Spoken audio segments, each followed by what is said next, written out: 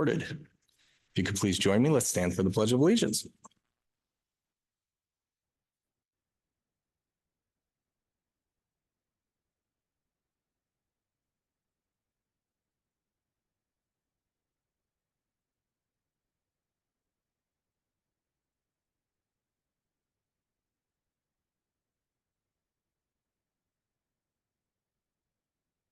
Thank you. I would like to now introduce our board of directors.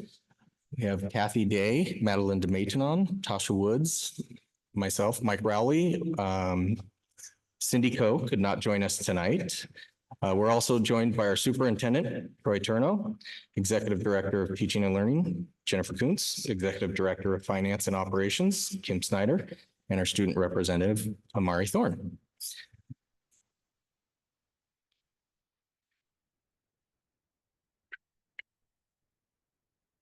Board, this takes us to our first action item, the consent agenda. We've had the opportunity to review these items individually and seek clarification from the district admin prior to our meeting. I would entertain a motion. I move that we approve the consent agenda. I second. Kathy has moved that we accept the consent agenda. Madeline has seconded. Board, any discussion? Call vote. All those in favor? Aye. Aye. Any opposed? All right. Thank you.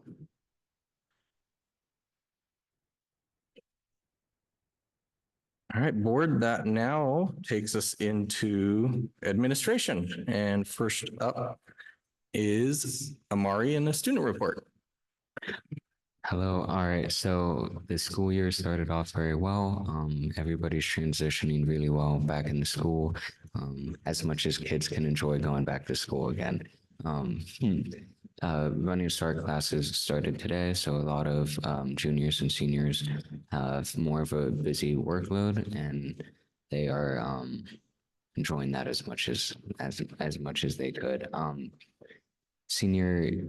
For seniors, they're enjoying getting to enjoy all of the fun things that come with the senior year, and all of the cool opportunities presented to them. And the club fair produced a lot of new student involvement. And a really awesome thing that I've noticed is I've been talking to multiple clubs, and their numbers have gone up significantly. So a lot more kids are being involved and trying to pursue either athletics or an elected band or wood shop or any sort of the clubs that are offered at the high school. So I think that is pretty awesome in terms of students getting involved and finding things to be involved with in the school.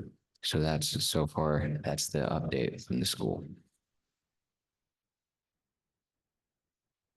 Thank you, Amari. Board, any questions for Amari or? No? All right, thank you. Look forward to more updates throughout the year. All right, that takes us to the teaching and learning update, and Jennifer. All right. I have just a few quick things because we've got a lot on the agenda tonight. So first of all, kind of trying to encapsulate what it is that we're doing in teaching and learning in the month of September is rather difficult because there are lots of moving parts to school in September. So we've just been busy helping launch the school year for 24-25. I did want to let you guys know that there is a TNL hub. So Troy, a couple of buildings had something like this, and Troy had asked, can we have a centralized hub so it's easier to find stuff? These are the items that people are frequently asking for and searching their emails for. Hey, I can't find where that assessment window was, or things like that. So there's one centralized place for all of that, which you guys have access to as well. So I wanted to point out a couple of things on it for you. One is there had been some interest from you guys in those professional learning days that we did with teachers before school, and particularly the breakout sessions where we had staff and community leading some sessions. So linked here is a list of what those sessions were, and we're still working on gathering some of the presentations, but the presentations are actually linked to some of them as well. And hopefully we'll get the rest of them filled in there. But if you are interested in checking any of those out, those are there. And then I was also going to point out on the hub is also the under district school improvement plans is this document. And it's another thing that we've been working, the TNL team has been working hard on in the month of September is prepping for our leadership teams across the district. Those are the teams that are gathering with both administrators and teachers to help facilitate our improvement plans. So this document, if I can get to the tabs at the bottom, this document kind of houses a bunch of that information. If you were the second tab over, has a link to a summary of what all those teams are. We're starting to fill in the actual members of who those are, but for now, you'll just kind of see what types of members we're looking for as principals identify who they are. Then we'll start to put them into their spots on these, but you can see down the left-hand side are the types of improvement teams that we have, who's serving on them, what the plans for meetings or tentative plans for meetings are, and then eventually there'll be some links to the work the teams are doing. So that's on there, as well as you can start to see this is kind of a divide and conquer and shared leadership and distributive leadership.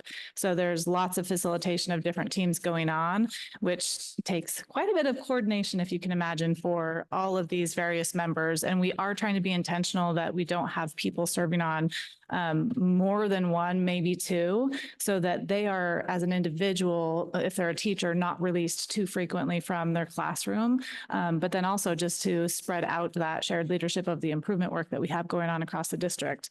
So you can start to see for example, the month of October is pretty filled with teams working on these various areas. But again, it won't be, hopefully it won't be like a teacher serving on all those teams and released all those days, obviously. So the idea is they serve on a team and help us dig deeper into these areas and help make recommendations for what our next steps are and help us implement those next steps. And then also just on this document, in case you are interested, I'm popping in here the improvement plans across district as we go through these board presentations. So the district learning improvement plan is already linked there. And then Valley View and Morgan, since they're going today, their improvement plans are linked there. And then also the presentations as we go will be linked there.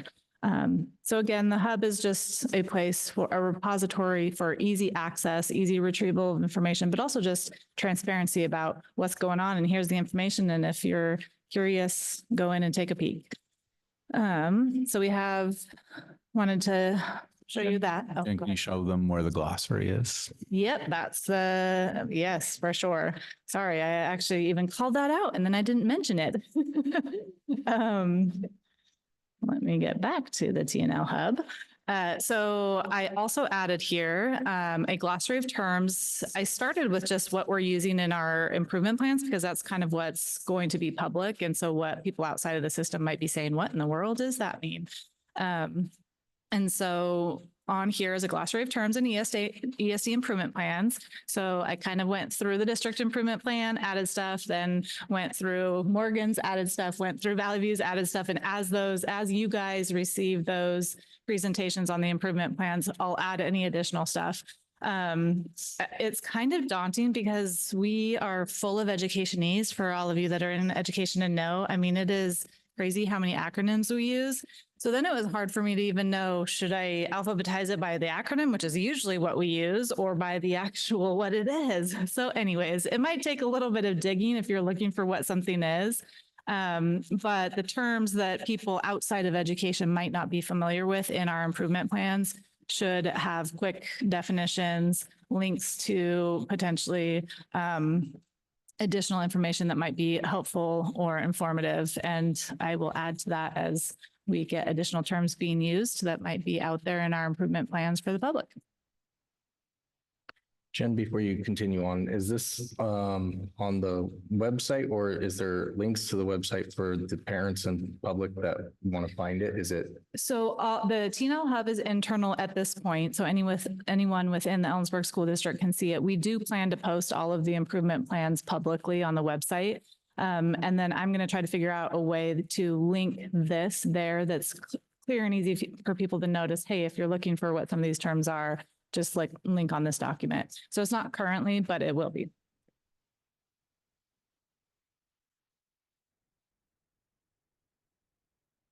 And then the last little update that I was just going to make you guys aware of is in case you see it or see questions or see the news release from OSPI, there were some updates to the achievement level descriptors at the state level.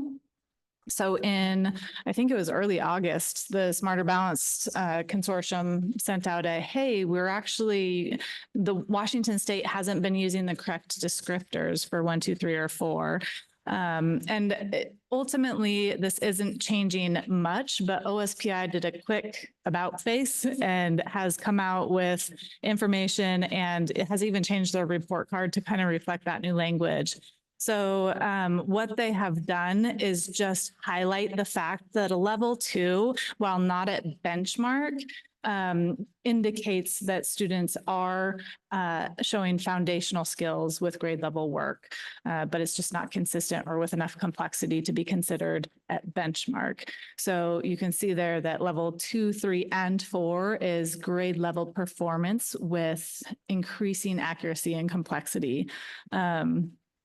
And so is a level 2 now proficient in Washington? The answer to that is no. So proficiency is still considered a 3 or a 4, but it is an acknowledgement that students who receive a 2 are showing some capability with grade level standards. It's just not consistent or complex enough in their usage. Because this happened so quickly, this language is not going to appear on the individual student reports this year that get sent home to families, but it will when we take the Smarter Balanced assessment again. The next reports that come out will have this sort of different language. And then the other thing that has changed then is the way they're kind of showing data on the state report card. So before, so this is one view where you'll see level 1 on one side in the percentage and level 4 on the other side with the percentage. And then in the middle there, they kind of give 2 different views of grade level work. So they'll give the 2, 3, and 4 and the 3 and 4 percentages so that you can see that distinction. And then again, so this is currently live on the OSPI report card. This shows our district, and then I snipped the state total too, so you can see that. But they're also reporting out those foundational grade level knowledge and above as percentages too. So it does just kind of shift the narrative a tiny bit. It doesn't actually change anything in actuality for whether or not students are meeting benchmark, but an important shift in recognizing that students receiving a level 2 are showing some skills with grade level standards. And then that's all I have. If you guys have any questions?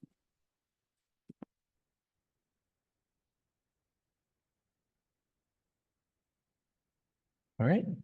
Thank you, Jen.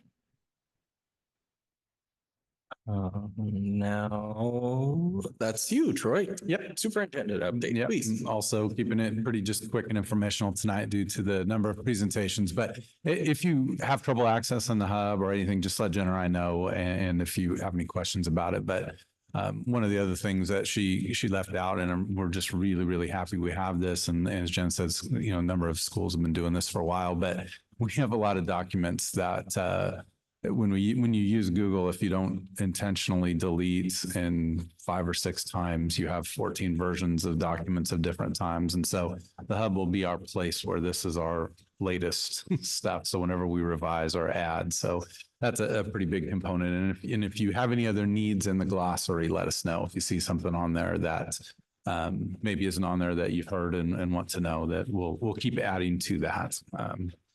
So I think that was a small project that turned into one of Jen's biggest projects, making the glossary. So Anyway, so with us, as always, until we get something, I will always lead off with, we have zero information back from the Department of Justice. I actually communicated with Donald Austin, who was our lead counsel on that for us last week, towards the end of last week. He hasn't heard anything either, said, so we're just waiting and we'll communicate it when we get it.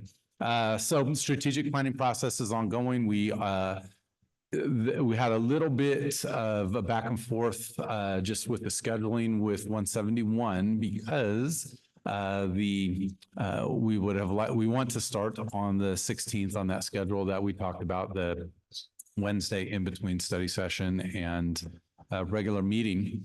And all of those dates were great for them. The first meeting is going to cause them a little bit of stress because that is the AI summit that we have. The two are going on between, and so they'll get here. They've confirmed that they can do it. So we'll get rolling with that and continuing to plan with them on that and look forward to that. 6 meetings, and we won't have one in December, but we'll have one in October, November, and then we'll go January, February, March, and be done in April, as long as we stick to that schedule. So that's really good for us as we go through. Today I had a meeting with CEE and to try to, we wanted to set our window for this year, and this will be interesting and exciting for us about this year's data is we will actually have something to compare, because remember last year was essentially our first year in baseline with it. We're going to run a shorter window because that's normally what you would do. I think last year we had like 3 weeks or something like that because we hadn't done it for a while, but we're going to try to tie it into that week before Thanksgiving with conference week, so we can have set up as parents come into buildings.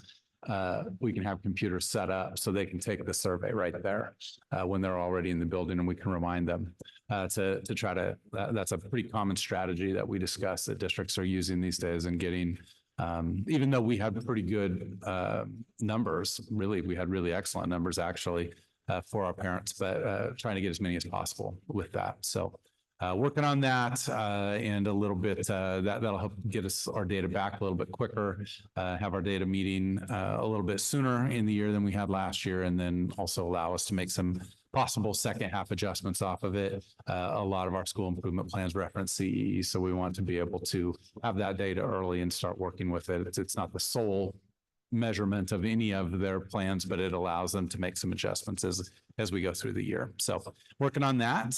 Okay, next slide, please, Leslie. Then we have some awards. So tomorrow, Ida Nason, Aronica will be receiving their Field STEM School of the Year award from 23-24 in Lacey, Washington at the big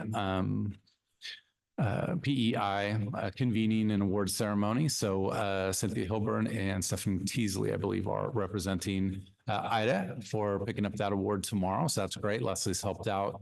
You have to make a communications, video and some different things to talk about your school. So they've all worked really, really hard on that. Also, on the October 21st, Ida will be recognized with the they were chosen as one of the inaugural. This is the first, last year was the first year of these awards. So they're giving them out this year.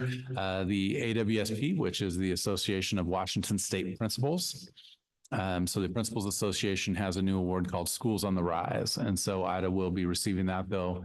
Representatives from AWSP will be coming here on October 21st to present the banner and things. We'll make sure we have some pictures and things like that as well. It's still a little undecided exactly when we have a window of time they might be coming. I don't know if Heather's had a chance to kind of finalize exactly what she wants to do with that, but that's exciting. And on October 21st. And then we just want to thank the Ellensburg School District Education Foundation for sponsoring the Welcome Back tailgate for staff last week. And we had a pretty good turnout. It was last year, which was bringing it back, was extremely hot.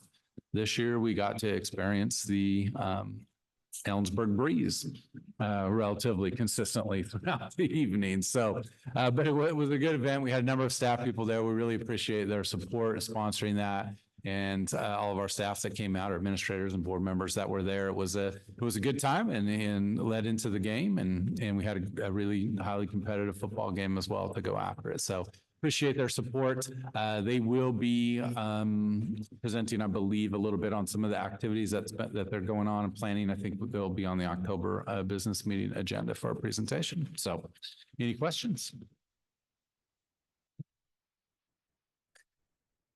Doesn't look like it. Thank you very much, Troy. Congratulations on the awards for Ida, and look forward to hearing more from Ellensburg School District Foundation. All right, so board, that now takes us into business. And first up, we have Valley View Improvement Plan. Yes, absolutely. So as Rob gets ready for this, we appreciate our principals coming out. Remember, for really kind of the first time in a long time, Jen presented last year, and then showed you what we're working on, but we have a defined improvement cycle, including our district learning improvement plan. Our SIPs, our school improvement plans are a part of that. And so, we will have two presentations tonight, three at the October study session. And then the final three buildings will present at the October business meetings, as that's part of our cycle to have the initial presentations done by the end of October. And so we've also tried to standardize to help our principals. Jen's worked really hard at putting together a template. So they weren't just wasting time going, okay, what's it exactly supposed to look like? So Rob's got a nice set of, representation of his plan here through his slides. So we'll turn it over to him and let him tell you what they've got going on at Valley View. Thank you. First of all, Amara, your voice, I wish I had your voice. That's amazing. It didn't sound like that at Valley View when you were there, but it's nice, it's solid. Yeah. No matter how close I move, it doesn't sound like that, right? Yeah. So the plan is there, and I'm not going to open up the whole plan. I'm going to try and summarize it in parts, and then have you look at that in its full text later, if that's okay with you.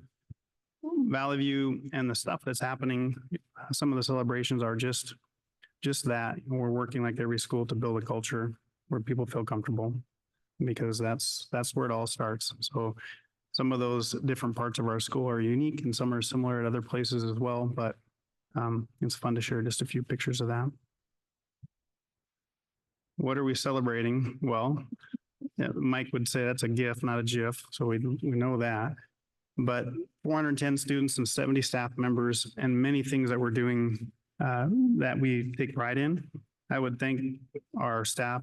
First of all, Kelly Roeder, our assistant principal, is truly amazing. Erica Ingram, our counselor, our school nurse, Cody Alleman, and our secretary, Sarah Hatfield. Those are the people that I work most closely with, and I'm very grateful for their part. They're all distinguished at their jobs. Things that we're proud of as well is that with all of our attention, and some we'll talk about today, being on achievement and standard-based testing and high-level achievement, we can't forget that what we're doing is a whole lot more than that.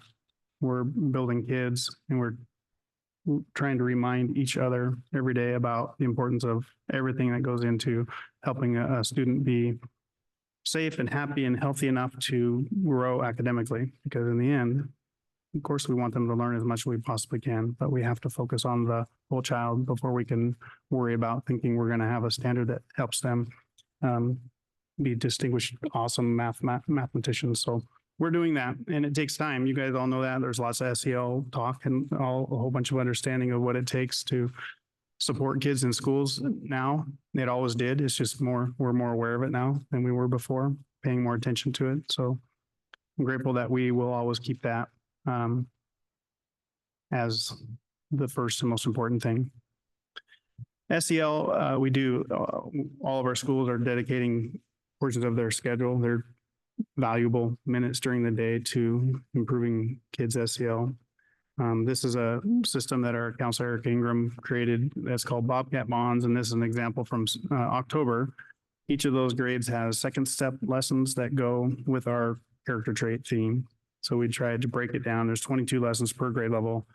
And we can look at those lessons and try and fit them into what is our focus for that month and have the teachers teach those lessons at that time. That's what we've been doing. So Each month they'll get in this Bobcat Bonds, a calendar with a character trait that we're working on, reminders what community circles, what we're doing on Mondays or at least one time a week. And then some of the lessons that they're going to teach in second steps. And these are the things, of course, that are everywhere in our school. If you've had a child there or been part of it, they know pause well. What is pause in every area, and the PBS system of teaching it and reteaching it, encouraging kids to know what's expected of them before you can work with them for not doing what was expected is important. The IWE gap, which is the CE thing, is good. We have staff who say they're willing to do things, and they view mostly that their coworkers are very much almost as willing as they are to have an open mind to try things and to be responsible for what's happening with kids in our school. Smarter Balance has been improving.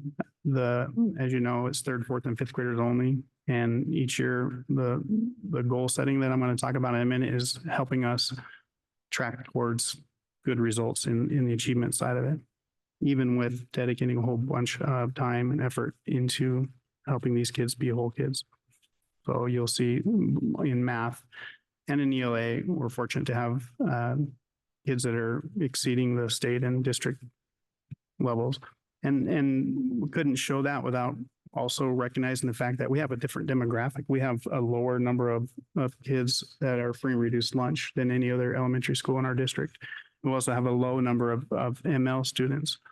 And those students need certain teaching strategies to grow more than most students, but every student needs them. And that's part of what we all know. And what I'm going to share today is like those strategies are going to help our most struggling learners, or ones that help even our highest achieving students grow more. So proud of our achievement, more proud of our whole child focus, but also recognize we can't think just because a student achieves high that we did great as a school. We want them to grow. So math and ELA, again, both of those represent good achievement, relatively speaking. Are you doing something, Leslie? And again, science exceeding.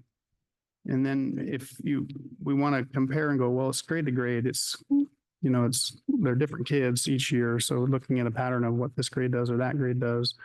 Can you see that, or is this thing in the way? Where'd it go? My little, there we go.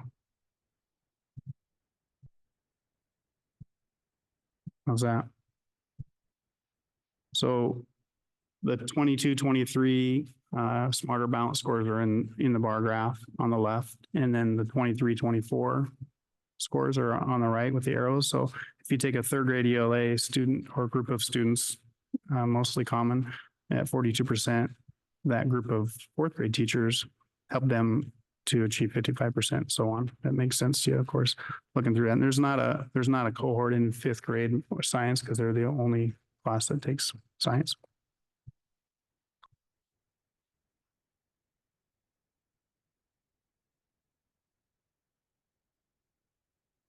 That's why I had to run my mouse, Leslie, and why I had to share the screen. Thanks. You would have been frustrated with me over there.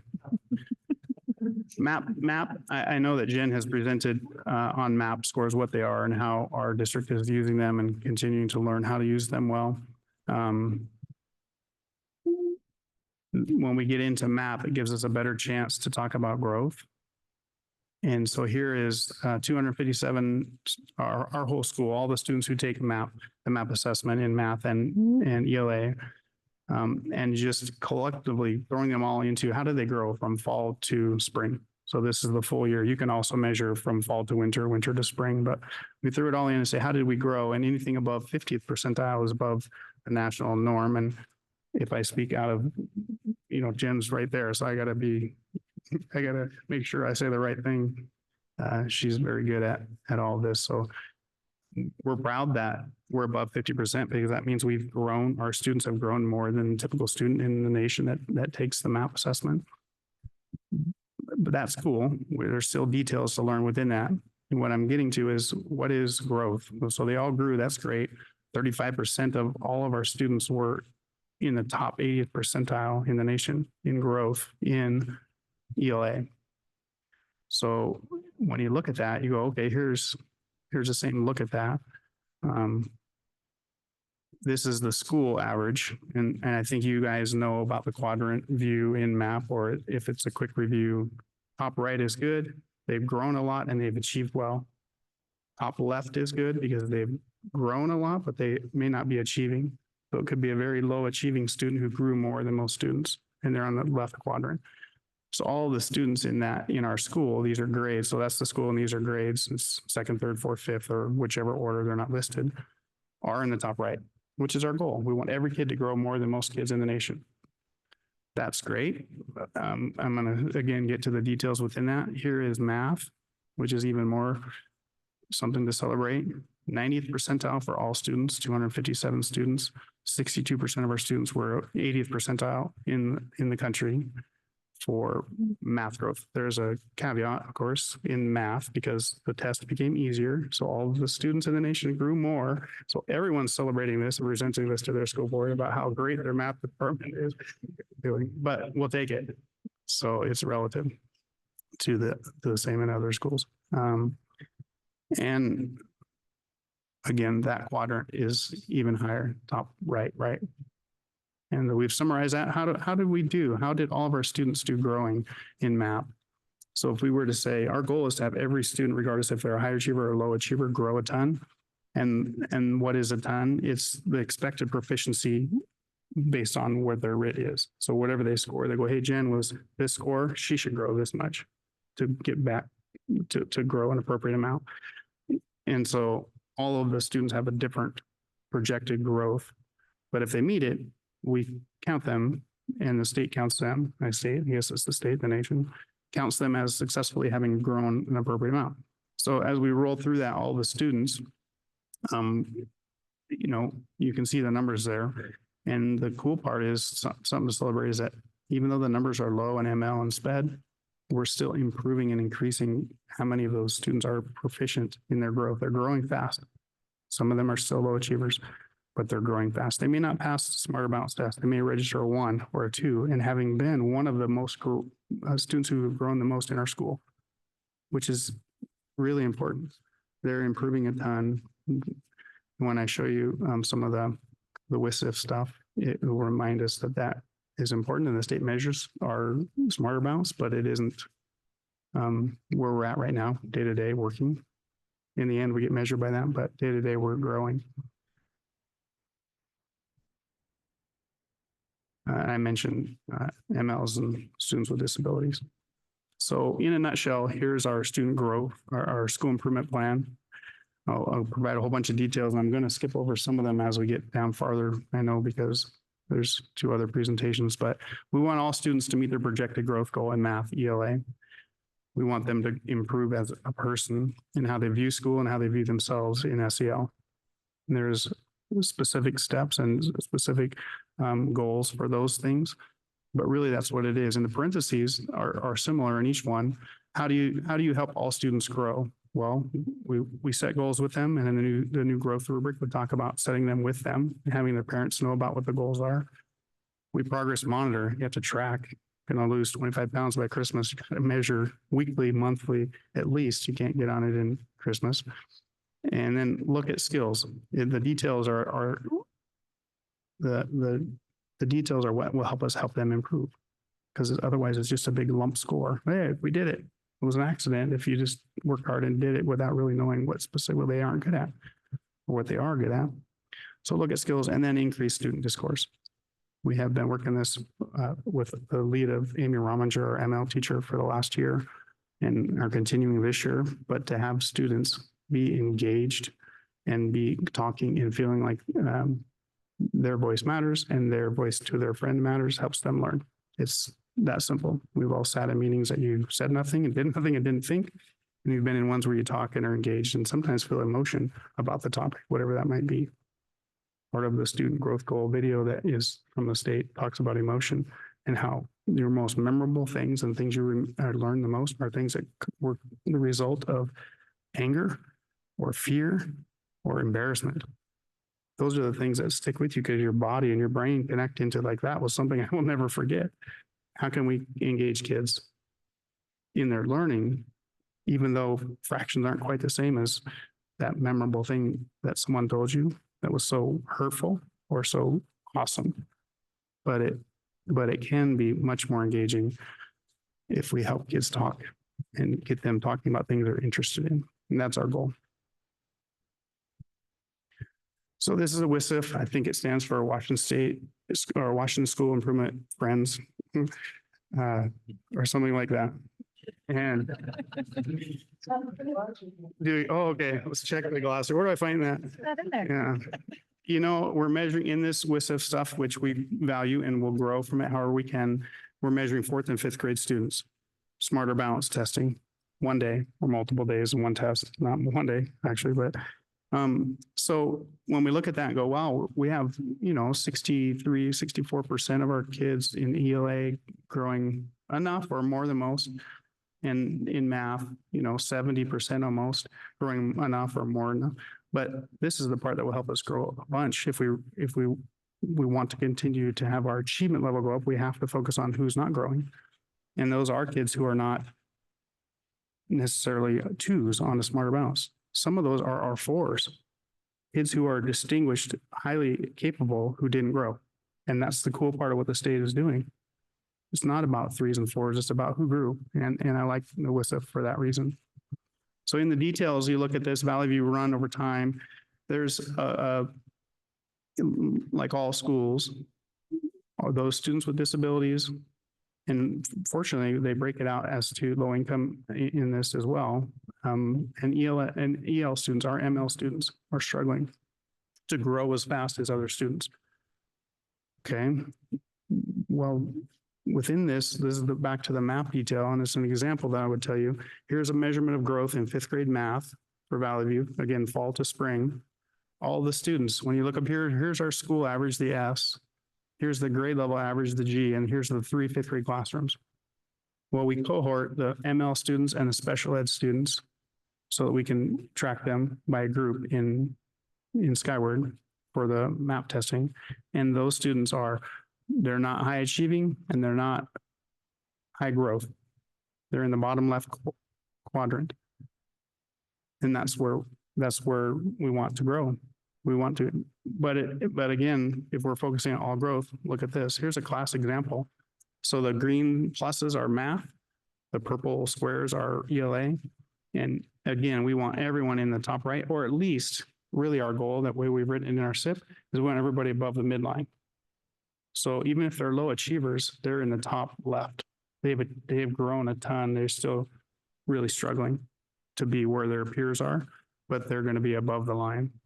So within this group here, our task is to look at these students, and this isn't a live link to MAP, but to NWA, but if I could click on that red square, it would bring up that student's name and it would give me the details about what they didn't do great. And I could say, wow, this student was really strong at this and they weren't as strong at that. And that's what we want to work our win groups into. We want to take our win groups and go, it's not just you 25 that were the highest MAP students, go to this group, and you 10 go to this one, because there's details within the MAP scores that are useful. And that will help us grow. And that's the personalization of learning. Back in the day, Kathy, we wrote personalized plans. When someone didn't pass the WASL, we wrote an individualized, personalized plan. And it was click parent work at home, click after school work, click 3 boxes. It wasn't as personal as it should be. But we have the technology now to be able to look and see what more specific things we could do to help these kids. So this is, again, Amy Rominger, who's a fantastic teacher, and our ML teacher has shared some critical parts. And as you look at these, what she shared with us and what we're sharing with our staff, these are things that are all over in the distinguished categories within the TPEP and the Danielson framework and the student growth goal.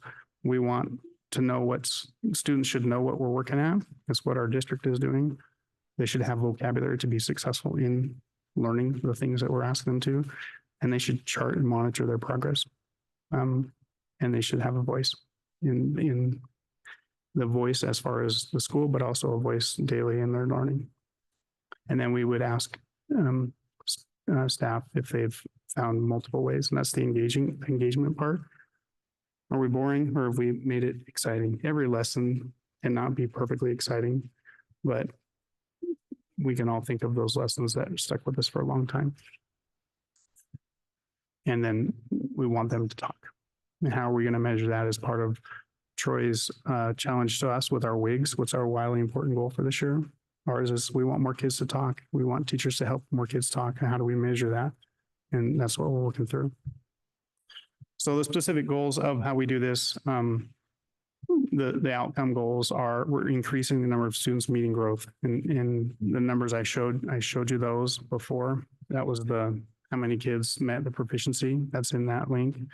And then in the younger grades, we don't take a MAP test until second grade. So in the younger grades, we're looking at BAS, a benchmark assessment system we use for reading. And there's details within that. How frequently are we measuring? What are we measuring? What skills are we measuring by the grade to be able to track to see if we're on progress to losing our 10 pounds by Christmas. And in SEL, we of course want to decrease the number of students exhibiting internalizing and externalizing behaviors, which is just meaning behavior. We want to minimize or decrease the number of students that are, and we do the SRSS screener 3 times a year. So fall, winter, and spring is teachers' assessment of how a student is doing. I'm viewing Madeline and I'm feeling she's demonstrating frustration, anger, aggression. I mark all that down and we rank them and we say, here's our top 10%. What are we doing with these kids? And so we want to decrease kids that are internalizing, they're sullen, they're not working hard, they're apathetic in their work, or they're aggressive. And so figure out where we at and where are we with those things and have interventions for them, which we do, depending on where they're at in the scale of what they're demonstrating. And then increase the number of students stating that they enjoy coming to our school, which is one of our district goals as well. We do the PBIS survey, which is a school climate survey, not for all students, but for some of our older students. And most of it has been positive. The area we want to improve on and have dedicated some of our PBIS time to work on is students in my class behave so that teachers can teach. It's good for teachers to remember that other students are frustrated when they can't learn well because there's a student misbehaving. Students want other students to behave as well as the teachers. Oh, goodness.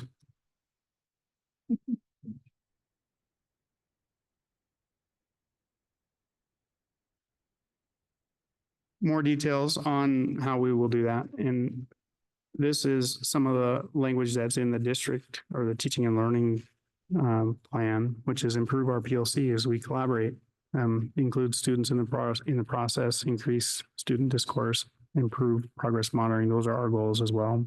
We're all implementing new student growth rubrics, which include lots of reflection and lots of student voice, which makes sense. And again, we want to make sure that we're focusing on support throughout the day with SEL in every area of our school. Increasing student and family voice. We do have offered just this year, the first time, a remote participation in PTA. And then this PBIS survey that I showed you was one that we've done twice before. We're going to do it 3 times a year. And glad that we're going to have the CE survey as part of our regular practice. There's benchmarks, which are MAP benchmarks. There's what we call Big 4 checkpoints. Each of the grade levels have 4 essential or most essential, the really big ones, essentials to work on to see how their grade level how they could do getting all of the students in that grade level to those essentials.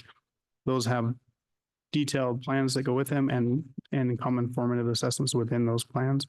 That's how we're going to help track whether we're growing.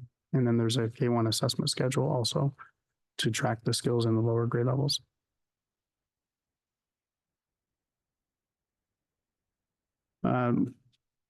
The instructional process, the goals with how we're doing that is like, okay, so how are you going to figure this out day to day? Well, exit tickets are part of the Eureka Math. They're mid-mod exams. There's end of unit assessments. And our MTSS coordinators and Julie Hamilton have done a good job outlining some of that proficiency scale and the mapping, if you will, on how and when some of these common assessments should take place within the year and units. And again, ELA is MAP 3 times a year. Reading records are a smaller formative assessment, as is a BAS. BAS is kind of halfway in between a benchmark and a formative. We do them more frequently, but not as frequently as a reading record. And then skill progression tracking, which is again, the lower grades. What are the skills that we should have? And in fact, today we met to look at all the kids from last year that didn't meet the big 4 skills from last year. So the 3rd grade teachers have a list of, here's the 12 kids that didn't get this essential, and here's the 9 kids that didn't get the other essential. And it was interesting. Oh, I have them in my class. You know, it was cool for them to be able to take off knowing the skill that they didn't have, which we said was most important last year. So then, you know, it compounds as you know, by the time you get to high school, by the time you're in 5th grade, you're like, hey, this kid didn't get 1 essential in 1st grade, and he didn't get 2 essentials in 2nd grade. Now he's in 5th grade. He's missing 7 essential things. How are we going to do that? Plus my 5th grade essentials. It's not an easy problem. It's difficult. Again, here's some of the monitoring. There's benchmarks. We would love and plan to have improvement in the perception of students, how they treat each other, and improvement in how they're behaving in class. The students' perception of how other students are allowing teaching to occur. The CE is a 1 time a year thing. SRS is a 3 time. And then the school climate survey is a 2 to 3 year or 2 to 3 times a year thing. And this is actually, the school climate survey is the only one where students' voice is part of it. So we ask students and their results are from the student. The rest of them are someone else's perception. CEE I know does for older kids, but not for elementary kids, at least most of the elementary kids. Progress monitoring is Swiss data. We have a team and we look at the Swiss data, behavior charts, 2nd step lessons that we showed you. We can chart and look at who has taught them and who hasn't, and then have our team have conversations with those teachers that maybe are falling back behind a lesson or 2 in 2nd steps, and the PBIS self-assessment for staff, and then a guide to what interventions we can use. If we select a mass amount, we don't do any of them very well. If we pick a few and say we're going to get really good at these interventions in all things, we do better. And that's what we're planning to do. Again, how are we monitoring these SEB goals? All of that stuff.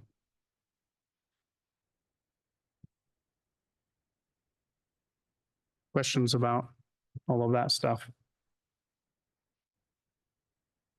How often are your teachers given feedback? What opportunities do they have to get feedback from peers or instructional leaders, or, I mean, not formal observations, but like a walkthrough or? I know that that's on, it's on our district list of what is the walkthrough protocol. And we have those building professional days that we have tried and have coordinated some of the, let's share and go to see other things. We have done more so like a Wednesday. We use the first part of Wednesday PLC to do a little PD, and then we've had teachers sharing, GLAD strategies, and we have our staff go there and hear other people, see other people teach without any kids. But yeah, I know that that's something that would be a great thing if we all improve how we have a walkthrough process. We don't have one specifically for Valley View that isn't, Mm-hmm.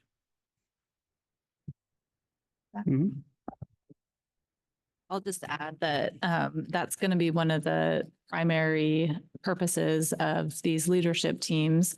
The ones that are focused on instructional areas like writing, math, early literacy, they are going to be creating what are our collective commitments around Tier 1 instruction in those areas. And then they'll be going out and doing observations and kind of creating some walkthrough documents and helping us get into a more regular process with that.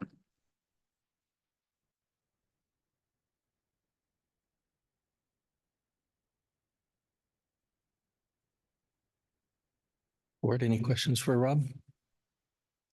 All right, thank you very much, Rob, for all the information. Look forward to seeing how you guys continue to do well and increase those growth numbers for the ones that you were talking about. So.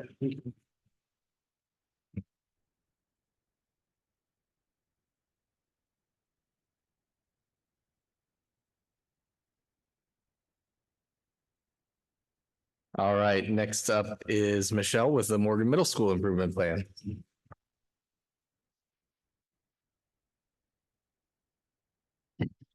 All right. Well, thank you, board, for the opportunity to come and share some of our good work that's going on at Morgan Middle School. We'll just start out with a quick celebration because nothing, pictures are worth 1,000 words, right? So this has honestly been an amazing start to the school year. I've been, that's always the question out in the community is how's your year going? And I tell people best start in a decade, and really it's probably longer than that. It's just, I'm not even going to hazard a guess as to why. It's just calm. It's positive. The vibe is just great. And so we're feeling it all over and it's pretty wonderful. So just some great pictures, start of the school year. Some of the really cool stuff, just kids engaged in what they're doing and working together and having some fun at the first day assembly. So just a great start all around. So if we want to go ahead. I think one of the things that was important for us as we move forward into our understanding where our school improvement plan comes from is the context for why we got there. And so for Morgan, we are a school in improvement through the Washington State Improvement Network Framework, the WSIF. And so as a part of that, that has to be a piece of the data that I look at and that my building leadership team looks at as we're building this process. And so you can see here, this is our most recent data. The larger graph shows how we're doing in each subcategory compared to the solid line, which is all schools in the state of Washington that are being measured. And then because we're a Title I school, we also have a federal line that we're looking at. And so we can't, anytime we're falling below either one of those two lines, that could kick us into improvement cycle. So that is a piece of the puzzle. We were happy that some of our bar graphs have gone up and we are now making progress and showing some progress, but we still have work to do. I know without a doubt that we're better than the bottom 5% of the schools in the state of Washington. And then I just wanted to just snip a little piece from the detailed report on the WSIF. So if you go into there and on your copy, this is hyperlinked to take you to the page that you need to be able to look at this. And it breaks down all the different categories of what makes up those larger bar graphs. But one of the pieces that's important for our school improvement plan is the student growth percentiles. Because and Rob talked a lot about this too, that the goal is growth. First and foremost, we want to take the kids from where they're at and to help them make progress. The student growth percentile measures cohorts of kids. So, and please, Troy or Jen, if I misspeak, if a kid starts at 2000 as their raw score, the state takes all of the kids in that grade level who start at that same raw score and measure how much they've grown over the course since the last test. Then based on that, the percentile that the kid gets is what percentile of growth they've made compared to that overall cohort. So for us, the all students is the first bar. Our students, the median student growth percentile was 44th percentile for ELA and 53rd for math. So that will be important as part of our goals. All right. Another piece that we definitely have to acknowledge is our ML students. This is an important part because this is a component of what makes up that school improvement process, is how are our English language learners not only exiting, which is the orange bar graph down below, but how are they making progress? And I think both Jen and Rhonda have shared in the past with you, but the students have 6 years to be from emerging, beginning, learning the language with no background to exiting on the test, the WIDA. And so we want to be able to show that they are making the appropriate progress towards exiting at that appropriate time. So our bar graph up here is where we were at this last year. And then down below is 2 different line graphs because they changed the test. So you'll notice when we were on the ELPA, we were kind of all over the board there, from 54% of our kids making progress that they were supposed to, down to 20, back up to 44. Well, after post-COVID, they also changed the test to the WIDA. And so you can see the steady growth that we're starting to see that the kids are making on that assessment. So room to grow. But again, this is the data that informed our plan. Okay, Leslie? So when you go into the Smarter Balance data, that's a really big number and a big piece of the puzzle to try to tackle all of ELA or all of math. And so what our building leadership team looked at is which of the targets that makes up that score would be a high leverage target where if we can make progress in that area, we can then use the strategies and the practices that get us that growth to then extend to other targets. And so for our ELA target, the team decided and then worked with the ELA departments, although it's not just an ELA issue, that for the ELA test, which is the top one, central ideas was a critical, pivotal target that we could focus on across our whole system. So being able to determine a central idea and key ideas or details that support it can be found in social studies, science, English language arts, health class, math class. It doesn't matter. It's a standard that's going to be something that we can all work on collectively. What this bar graph shows is that in this particular target last year, this is how our students performed. So what's that? 51% of our students were at a level 3 or 4 in that target. Oh, it's right there. I was doing the math. Over here on the side, you can see a little half circle and an equal sign. Those are two symbols that changed this year, so I had to put down what it is. So the first one is whether or not our students were below proficiency standard, at or near, or above the proficiency standard. Those are the 3 options that could come from that. On this target at Morgan Middle School last year, we were in the at or near proficiency. And then it compares how did your students do on this target compared to how they did on the whole test. And ours was just pretty neutral. They did about the same on that target as they did on any other part of the test. So in math, we went with target E. That part's not the important part. Applying and extending previous understandings of arithmetic to algebraic expressions. And that's going to be a pivotal target that we can focus on. And so you can see that 38% of our students met that portion of the test. However, as a collective, that put us below the proficiency standard in that area. And again, we didn't perform better or worse on that standard than we did on that target than we did on any other part of the test. But those are just pieces of the data that helped inform that as well. Okay. And then our CEE survey, because as we're looking at our school from a culture lens, we want to know how are our students perceiving what's happening. So we worked with Janine Butler, who was our continuous improvement partner, our coach last year, and she had done some work in conjunction with some of the members of the board or somebody from the CEE world. And they determined that there were 9 questions that had a direct correlation to student agency. Our students feeling that they have a voice and can make a difference in their own education.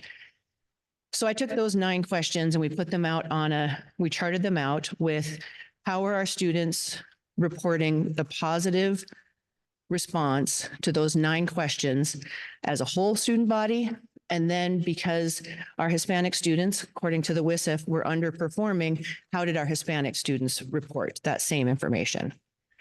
Of the 9, there were 3 that had fallen below the 75% of our kids were not reporting a positive response. So those 3 questions or statements then became a part of the data that would help us. So the first one here is the school is doing a good job of preparing me to succeed in life. We don't know how an 11-year-old interprets that. It doesn't matter. It's how they feel in that moment. Is the school helping me or not? So in this case, the bar graph across the top, the blue is positive, the gray in the middle is neutral, and the orange and the red is negative. So 61% of our students said, yep, the school is doing a good job. However, 23% were like, I don't know. And then our Hispanic students, sorry, my contacts are 56% of our students said that they were feeling like the school is doing a good job. The next statement is that the teachers tell me the purpose for each lesson or activity. 54% of our students collectively said, yep, my teachers do that. 64% of our Hispanic students said, yep, my teachers do that. All right, and then the next slide. This is the one that hits you in the gut. I enjoy coming to this school. So it's not great. What's that? 42% of our students said that they enjoy coming to the school. And then when you break that down even further, only 20% of our Hispanic students said that they enjoyed coming to the school. lots of neutral, lots of opportunity to find out what's going on, but that all of these pieces are the data points that helped us then decide what's going to be the most important things we can do in our school improvement plan to help move the needle. All right, go ahead. So our student goal outcomes. For English language arts, we want to take that student growth percentile and we want all of our subgroups to hit the 50th percentile for growth. And that's the state average. So we want to reach all of those areas moving to that. We want to move that target 9 about central idea to to above proficiency. And under that category, look at our EL progress rate and move that from 25% of our kids making the appropriate progress to 40% of our kids. In math, we want that student growth percentile to be 55th percentile in all the subgroups. We're shooting for the state average. Morgan Middle School is, in my very humble opinion, far above average. However, our scores are not showing that. So we want to get that. And then that target E, get that to be above proficiency. And then for our social emotional components, we're going to take those 3 statements and we want to reach a 75% positive response for those 3. So those are our big outcome goals and how we're going to get there. For our academics, we're going to continue to emphasize academic vocabulary. We know that that's something that every single student benefits from. We've been using learning targets and success criteria for years. We can continue to be better at making that an effective use instead of having it posted. Are they referencing that? Are they talking about it? Are kids comparing their own progress to those success criteria? We want to build intentional strategies for student engagement. You're going to hear from a couple of my team members next month, I believe, from the Building Thinking Classrooms workshops that they did.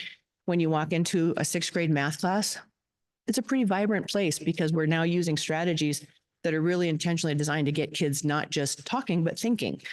And so having those low floor, high ceiling activities where any student can enter into the activity regardless of their skill level, and those kids who need to be challenged can continue to take it as far as they can. We are also revising our WIN process during advisory. It's not been, we don't have a dedicated time like the elementary schools do, so we've been trying to makeshift that. And the process we had in place, we thought was going to be really great because if they didn't need help, they could go do these really fun activities. Well, what it turned into inadvertently was kids feeling like they were being punished by getting help. So we've had to shift our thinking and our approach to that a little bit. So we're working on a revised process for that. In order to bring our students and families on board, we want to continue to build the opportunity for kids to be our assessment partners. How are they tracking their own data? How are they measuring their own growth? We're going to have student voice circles. The goal is to have our first ones in October, where we're going to pull the students together, similar to how when the board members came, Cynthia and Troy came last year and had the meeting with the students. Similar to that, kind of a cross between that and a World Cafe for kids. But it's a great opportunity. The one caveat is you put an advocate for the kids in that group with them so that they don't feel like it's the adult talking at them or that there's a power imbalance. We try to make sure that there's somebody there. And then continuing with our family communication emphasis, wanting to make sure families are on board with where we're at, what we're doing. From a social emotional side of things, we've been working, as I mentioned, about the WIN process. We're resetting our advisory program to continue to make that something that's going to help not just do second step or not just do components, but to have actual components of that are going to maybe help the kids understand how when the kids are telling us that they don't feel like we're preparing them for a life outside of school, we need to help figure out what that looks like. So can we embed some more career opportunities and, opportunities to hear from guests and things like that. Our comprehensive school counseling plan will be a big component of that. Our team this year is working hard on developing a tier 1 approach. In your glossary, you can learn all about tier 1, 2, and 3. But the bottom line is you can't tier 2 and tier 3 your way out of a tier 1 problem. So if you're not addressing the whole and working with all of the kids, you're going to always be trying to play whack-a-mole, trying to figure out how can you fix something. So we really want to address the tier 1 program. I already talked about effective use of learning targets and success criteria. That falls under social emotional because when kids are telling us that teachers aren't telling us why they're doing a lesson, we want to make sure and emphasize that more than once. And then we have a tier 1 attendance team that we've started last spring. Briley Cameron is leading that with our school nurse, counselor, our attendance secretary, and really trying to make sure we're using good data to make good decisions to help kids. And then similar activities for families. The one difference is that we will also be working on getting some family educational opportunities this year. We have done that in the past, some success, but we want to make sure we have like some of the things that are in the works are a gang information night. We're looking at the impact of screens and electronics, sleep hygiene, those kinds of things. Vaping is always a hot topic for middle school. So we'll have some opportunities for families to come in and get education. All right, so how are we going to support that? This is going to look very similar for all the schools. We're going to be working on building that shared and distributed leadership. Jen and Rhonda and their team have done an amazing job this year of helping us get a lot of different teachers involved in a lot of different leadership opportunities. So we want to capitalize on that, continue to build on our work as a professional learning community, and then learning walks and peer observations with some feedback, as you were talking about, Kathy. Our building leadership team did a couple of pilot days last spring where they got out and they went and kind of said, let's see what this feels like. Let's experience this. And so the goal is to make sure that every staff member has the opportunity to do at least 2 in a class, in a school year. We want to make sure we're allocating our resources well, always looking at that. Where do we put our paras? Where do we put our money? Where are we putting our professional development? Whatever it is, we want to make sure we're thoughtful about it. Continuing to build partnerships and communication with families in the community, making sure that our conversations are focused on progress and action. We just can't admire problems. We have to have a plan to do something about it if we notice it. And then certainly have professional development to support those needs. Okay, go ahead, Leslie. How are we going to monitor this? This is a lot more challenging than I care to admit, because we're pretty good at benchmark data. We have maps, we have course grades at the end of quarters and semesters. We can use interim assessment data. Elevation is an EL program. Ultimately, we have these great big benchmarks of the Smarter Balance and the WIDA. Progress monitoring is hard. It's really hard, and especially when you scale it to 800 students. How are we going to monitor that 800 students? Well, 778, close though. How are we going to monitor them on a daily basis and on a weekly basis and on a monthly basis? And so this will be an area for growth for us for sure this year. I'm trying to take some of the lessons that I see my elementary colleagues, how they do it, and see how can I scale that to a middle school. There's pieces that will work. I think what the goal right now is to start with some of our subgroups and just progress monitor those groups that we know have traditionally not been performing as well. Okay. What's that going to look like for our academic progress goals? Those are the process goals. We're going to be doing classroom learning walks, both the administrators and the peers, the PLC documentation, win records for when we do have that in our advisory program. And then, of course, formal observations will always be a component of how we are monitoring our plan. And the same thing will hold true for student and family voice. As we're monitoring that, those parts of that goal, we should be able to see that evidence through people showing up. We should be able to see communication through Parent Square, PLC documentation, classroom learning walks. I should be able to see those conversations happening and see where student voice is a role. Okay. For the SEB component of this, of course, we'll look at the CEE data, but that is one time a year. So we'll be incorporating some surveys during advisory that will help us ask similar questions so that we aren't surprised by the outcomes when we get the CEE data. And then surveying families as well. And honestly, student attendance is a component of our measuring process because the students are voting with their feet. If they're not showing up, then we have to look and see, is there a reason why? Monitoring the plan. Okay, how are we going to monitor that we're doing all of that? It's the same thing. We're looking at, are we being true to what we said we were going to do and being able to measure that? To having learning walks during advisory time, not just during classroom time, because we want to see, are the things that we said we were going to do in advisory happening? That's an important part. The counselors keep great data for their comprehensive plan. We should be able to see how many people are showing up and then getting feedback from the people who participate in the student voice circles or the World Cafe events. All right. Questions? Not a chance. I just have a couple. Yes. One is, and this might be more for Jen too, I don't know, but do we have any useful way of collecting data from the CBAs to see how it compares with the SBA when we get the standardized test back? Because I often wonder if the teacher's CBA data reflects the same things that we see, since the SBA is like a one-off. It would just be something I'd be Well, interested in seeing. interestingly, so one of my science teachers, because as people are sort of teasing the idea of standards-based grading, looking at how are they changing their grading practices and so one of the teachers kept all of her records so that then she can and then she's now comparing the data from the Science Smarter or WCAS Washington Comprehensive Assessment of Science to see how did her measures compare to how the kids performed on that test. It's just one shot right now, but I think that's a starting point. And you answered part of my other question, which is how close to standards-based are you yet? Or, I mean, Well, is that, I'm just curious. Yeah, no, I think it's a great question. And the answer is just super vague because we're sort of still all over the board in all Mhm. reality. We made a lot of progress last year on fair grading practices. Most teachers went to a 4-point grading system so that it reduced that impact of the 0 on the 100-point scale. But they're not necessarily using the 4-point scale to measure standards. Okay. So it's still based on assessments or rubric language for activities and tasks, not necessarily standards.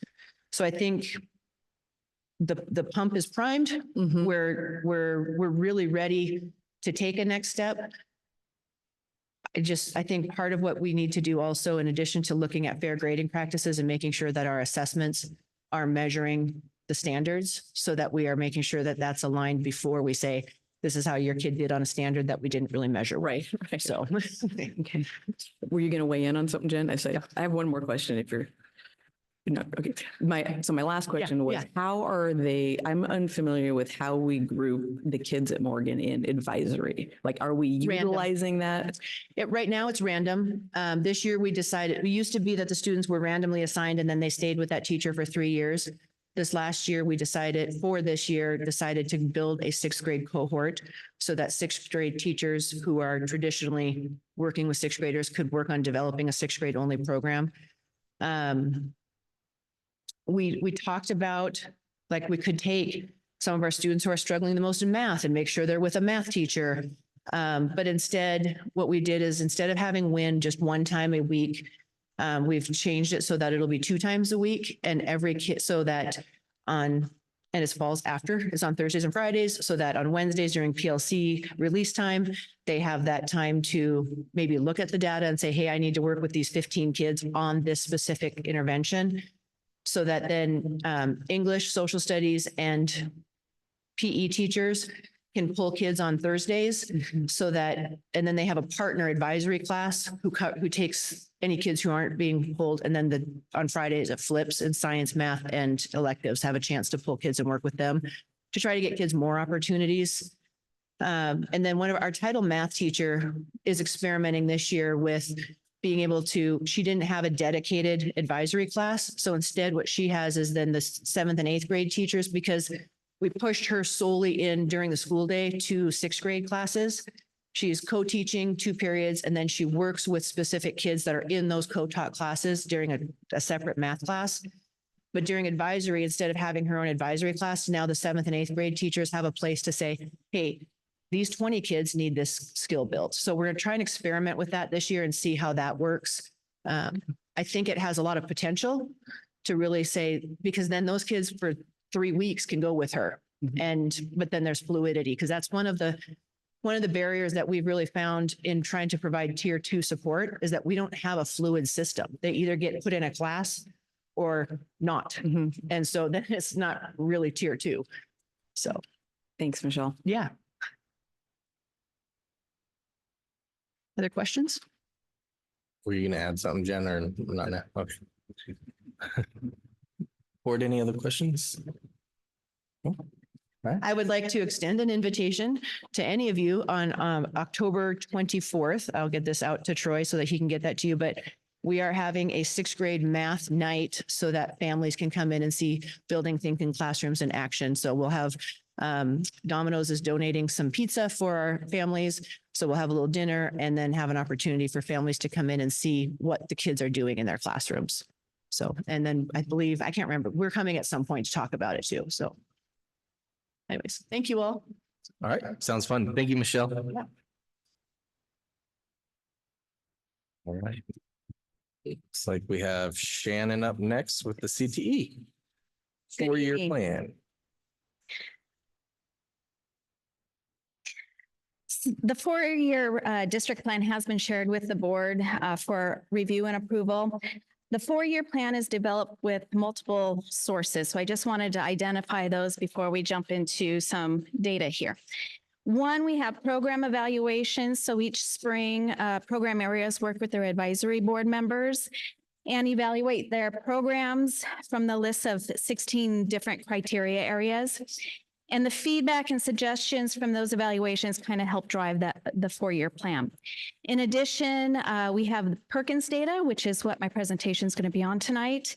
Data that is gathered from OSPI and distributed through the Tableau server and in the EDS system. And the data provided through the Perkins concentrator dashboard is used to help create the four-year plan, as well as assist in completing our Perkins grant application. And within that, we have to also upload a document that is called the Comprehensive Local Needs Assessment. And so I'll talk a little bit about that, but the data here is going to drive that CLNA and some goals that I have set for us. So if you thought acronyms were bad, here we go. These are the Perkins indicators that we evaluate and set goals for improving each year. And before I go over what these indicators measure and their definitions, I just wanted to define what a CT concentrator is. A CT concentrator is any student who has received 2 credits within a single career cluster within their four-year cohort. So 1S1, which is four-year graduation rate, we're looking at percentage of CT concentrators who graduate high school as measured by their four-year adjusted cohort graduation rate. 2S1, 2S2, and 2S3 are ELA, math, and science proficiency. So CT concentrators proficiency in the challenging state academic standards as measured by the academic assessments in reading, language arts, math, and science. 4S1 is our non-traditional program enrollment. So we have CT concentrators in CT programs and programs of study that lead to non-traditional fields. 5S1 is our attained recognized post-secondary credentials. So this is the percentage of CT concentrators graduating from high school having attained a recognized post-secondary or industry credential. 5S2 are attained post-secondary credits. That's a percentage of CT concentrators graduating from high school having attained post-secondary credits in the relevant CT program or program of study earned through a dual or concurrent enrollment or another credit transfer agreement. And lastly, 5S3, they're participating in work-based learning. This is the percentage of concentrators graduating from high school having participated in work-based learning activities. Now, those work-based learning activities could range from career exploration, guest speakers, job shadows, job interviews, apprenticeships, healthcare clinicals, and various other activities. So here is the state target table. And what you can see here is we have data for the last 4 years. 2023 is our current data that was updated in July of this year. And so we are still awaiting the 2024 data. But if you take a look here, we have the Perkins indicators there on the left-hand side, and then we have our success rate for each year as well as the state target. So over on the far right for 2023, you can see that the percentages marked in green are those indicators where we have met or exceeded the state target. And those in red are the indicators where we have not yet met the state target. And what I do want to note is that in 5S3, there is showing our very first set of data. So 2023 was the first year they started actually reporting the work-based learning activities. Overall, from this table, you can see that at the beginning of the 4 years of data showing that we were showing growth in most of the indicators. However, between 2021 and 2022, we showed a slight decline. And as you can see, between 2022 and 2023, we showed growth in almost all indicators. So from the lens of equity, I'm not going to break this down for everyone, but show you guys the data that we have here broken down for those that we have not quite met the state target. And so this data disaggregates the student outcome data by gender, race, ethnicity, and other student characteristics. And so here you can see for 2S1, which is our ELA proficiency, the state target was 83.2%, and our success rate was 71.4%. So we have about a 12% gap between the state and ours. The bar graphs below indicate the success rates across selected groups, and the vertical line on the far right there is the state target. So I'm just going to give you guys a few minutes to take a look at those selected groups and their success rates.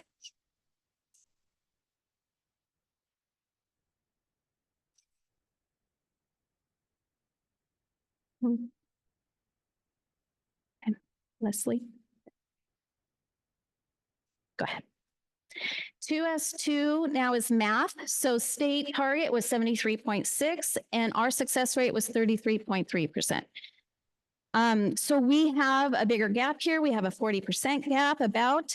And so I'll just let you take a look again at those bar graphs to identify those student groups.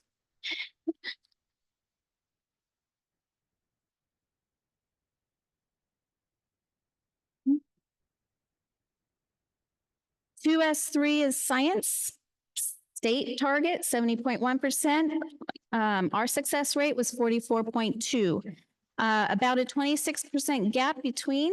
And so again, just briefly looking at those bar graphs, you can see those success rates across those student groups.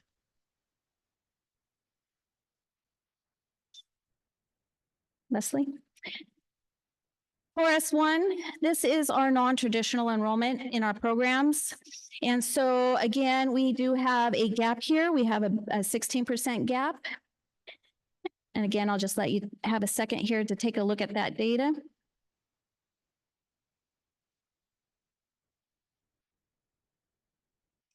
Okay. 5S2, this is our attained post-secondary credits. It has no gap, but what I want to do here is I want to increase the opportunity to provide post-secondary credits across all program areas. So this is one area that we are, even though we have met or exceeded the state target, is still something I think we need to work on as a whole. Currently, we offer dual credit in all ag classes and a few in the business and marketing classes, specifically in the financial fitness and in our leadership project management class. Leslie? 5S3 has a 52% gap between the state target and our success rate. And this information has just begun to be reported. And so I'm very curious to see where we are with the 2024 data. I do know that we have work to do in this area as well. We need to make sure that all CTE classes or courses are incorporating work-based learning activities in every single class that we're offering. So this data then brings me to the next slide, which is going to be talking about my next steps, really, which is my next project. Within this data, I can now begin working on updating our comprehensive local needs assessment. And this document focuses on 5 elements and is uploaded within our Perkins grant application, which is due in December.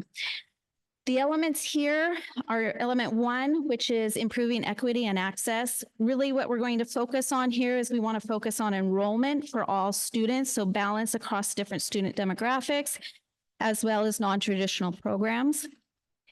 In element 2, evaluation of student performance, this is where we really want to focus on those Perkin indicators, especially 2S1, 2S2, and 2S3, which are the ELA math and science proficiency. Element 3, we need to evaluate our CT programs on our alignment, including the size, scope, and sequence. And so here we're going to be evaluating and assessing our program pathways, reviewing our labor market data, and then collaborating more with our advisory committees. Element 4 is our implementation of programs and CT programs of study. Here's where we're going to focus on, or our main focus is going to be looking at those industry recognized credentials and looking at more offerings of dual credit, and also looking at making sure that those classes are meeting the work-based learning activities. And lastly, on element 5, recruitment retention. So our focus here needs to be on continued professional development for staff and support with attaining certifications. We currently have some staff on CT conditionals, and ideally those conditionals are for 2 years. And the point of the 2 years is that we are slowly moving into getting those teachers into CTE certification programs.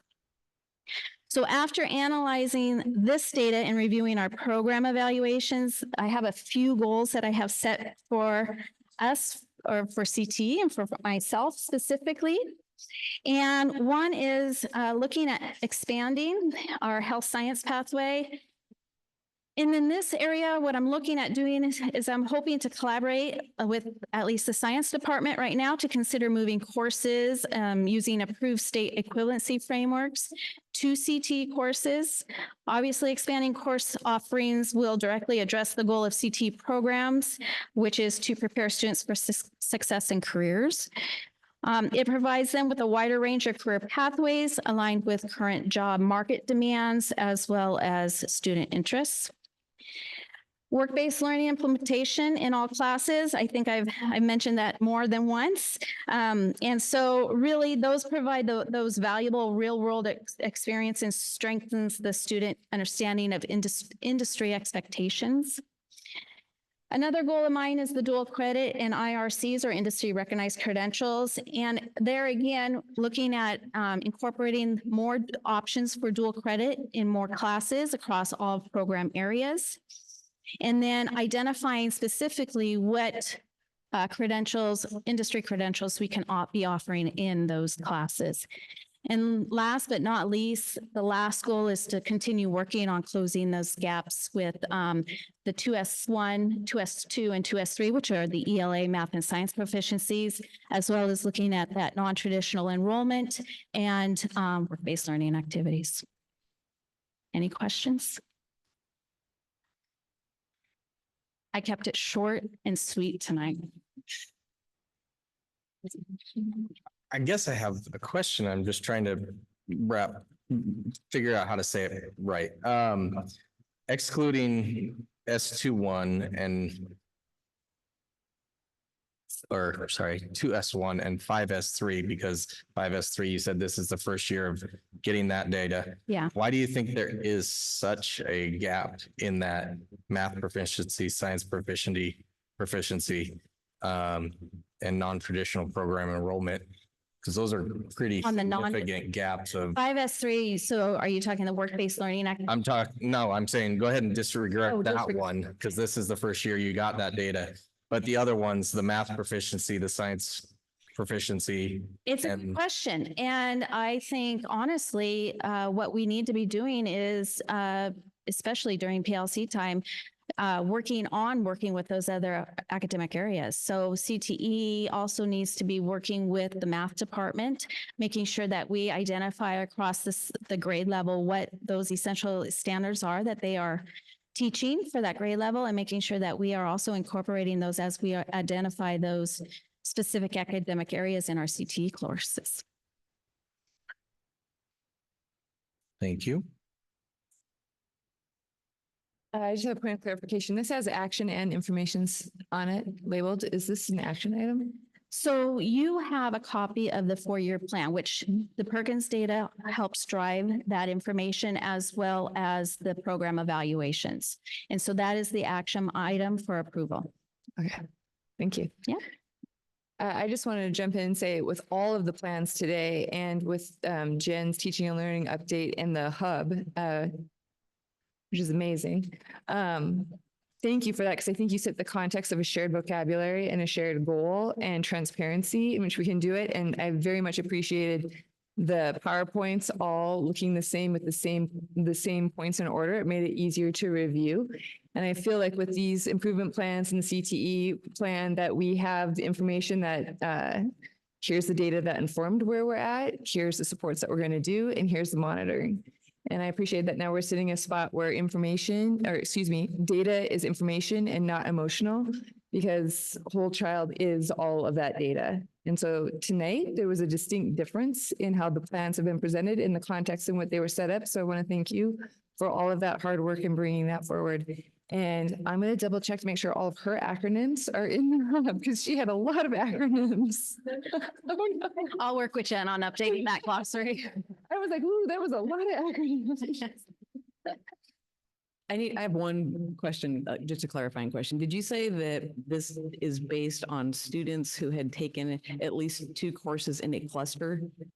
2 credits within a single yeah. career I cluster. would just be interested to see the actual number of students, because sometimes when you look at percents, the smaller the group, the more skewed your percent. Right, Look, I so- just was wondering if you So- have that information, like not right now, but maybe I send it do. to- I oh, can- I'm nice. happy Okay. to meet with you on that. But I do have that.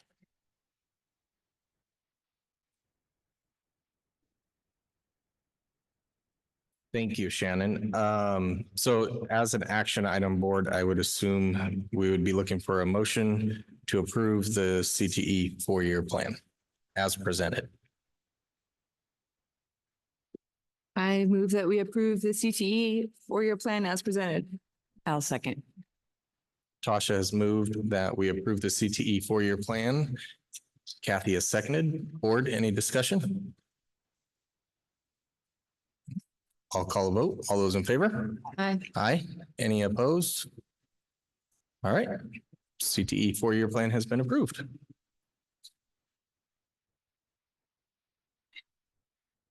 All righty. Up next is the Transitional Bilingual Instructional Program.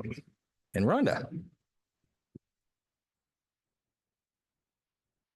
Okay, thank you. You may remember just a few short months ago, I presented the 22-23 program. We promised that we would come back earlier. So now is the time to present this school year's plan that I submitted to the state. And so this does require board approval for the plan. This is one of 2 of our state grants that I manage that require board approval. We'll come back later with a highly capable grant once that application is released. So transitional bilingual instruction program, which I might very quickly start calling TBIP because it's a lot shorter. It provides support for students to develop English proficiency and meet academic standards. It's a yearly non-competitive grant, so I don't have to write a really great grant application to get this. It's basically kind of a statute type grant. For this school year, our award amount is $393,803. And what we use this grant for is to fund 3 elementary multilingual ML teachers and 1 paraprofessional, and I guess I've dropped off, and not a progress monitoring, but it's a progress monitoring program that's called Flashlight. Go ahead and go to the next slide. And there are 4 elements that I need to report on in this grant application. So program demographics, program models and services, program evaluation improvement plan, and professional learning plan. So go ahead and go to the next slide. So this is based on last year's data, because this ends up being due before the current year's data is released. So this is older data. But last year we had 257 multilingual English learners. We had 22 students that had exited that were being monitored. We were required to monitor for 2 years. We had 3 teachers that we funded through this funding source. We have 3 teachers that we fund through basic education. We have 1 paraprofessional that's funded through TBEP and 1 that's funded through basic education. Our program model is supportive mainstream, which means that students in our district, they're in elementary, are pulled out for about a half an hour, 25 minutes of instruction during normally their writer's workshop time. We try to minimize as much as we can their disruption of their core instruction.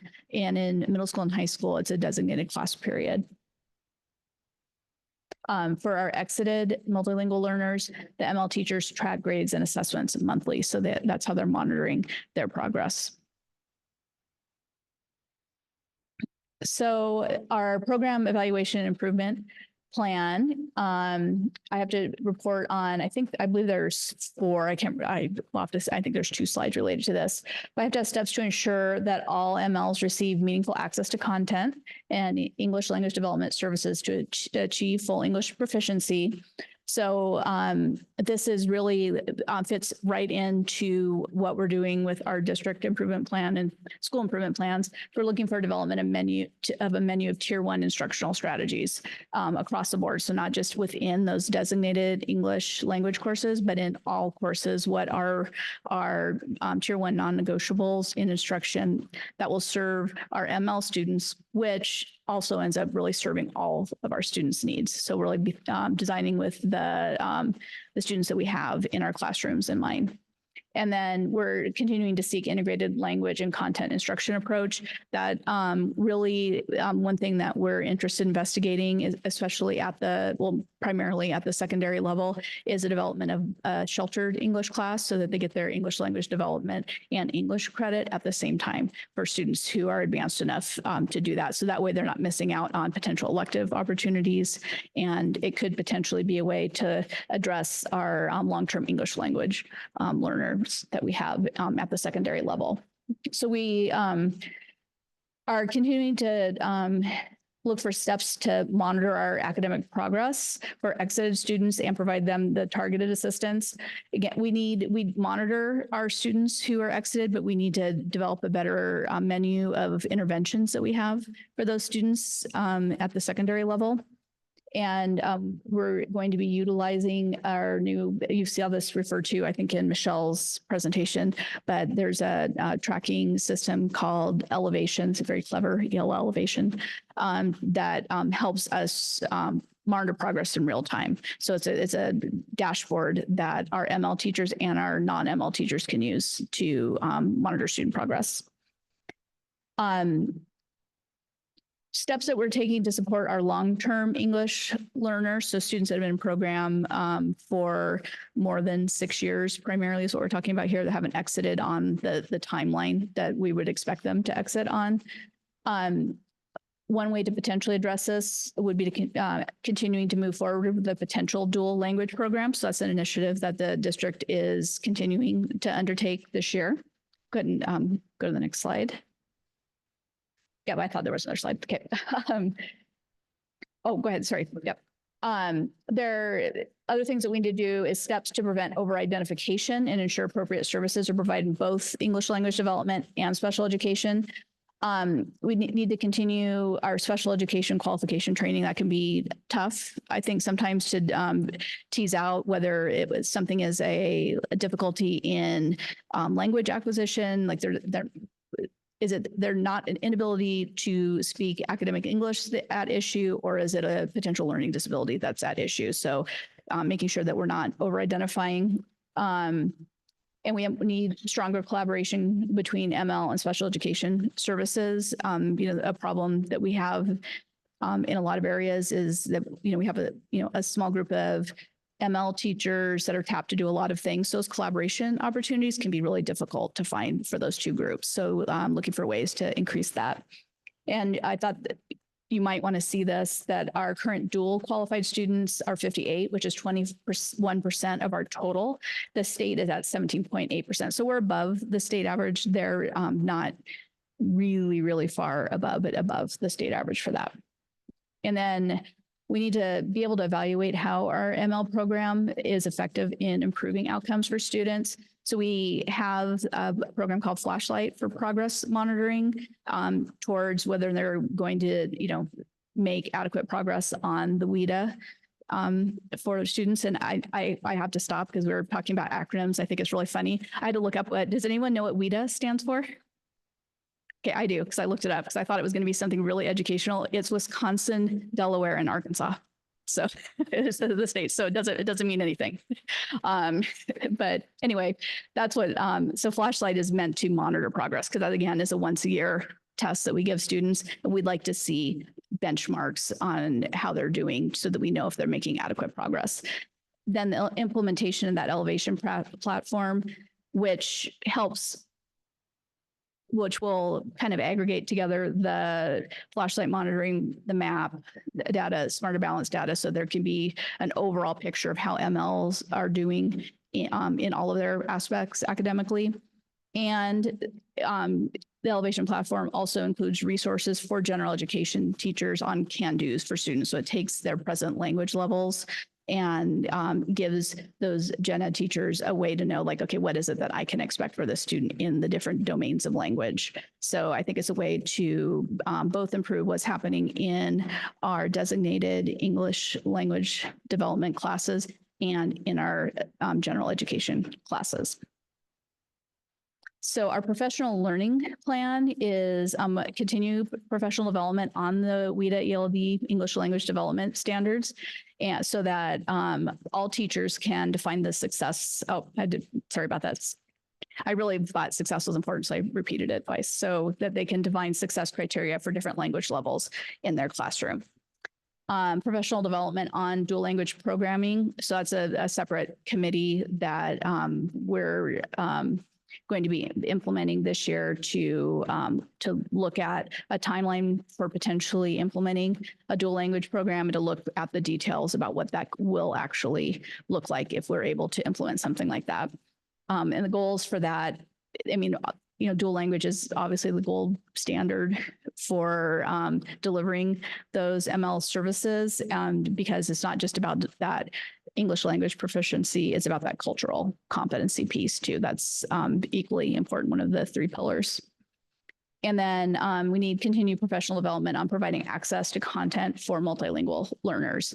And so really just making sure that ML teachers are better equipped to meet the needs of students in their classes. And again, recommendation of those tier 1 instructional strategies system-wide.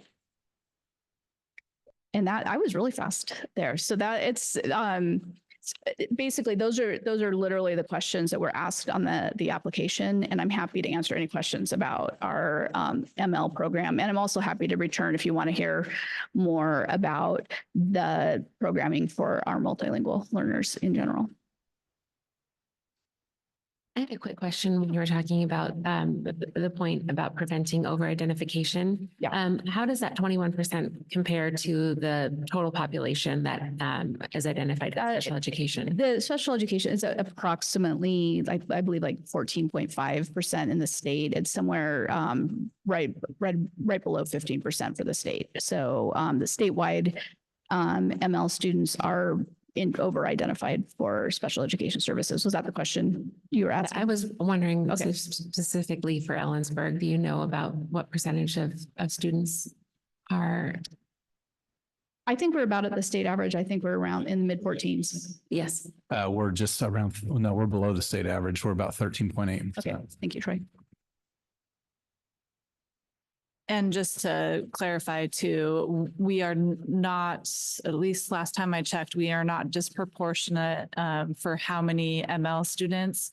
So we would expect to see that percentage in our ML population, which we do.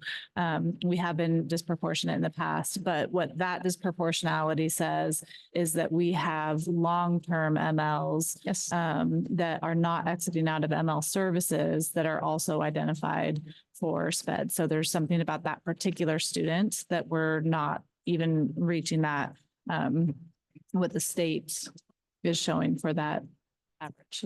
So this 21% is specifically for long-term, the 6 years or more, or over 6 years? That number is primarily those students. It does include all students. Right, it's all students, but so that's the percentage of our currently in services, students with IEPs. So a slightly different disproportionality number. And it kind of matches up with our data that we're not exiting our students fast enough. So they're staying in that percentage and probably driving that gap, or at least a good part of that gap.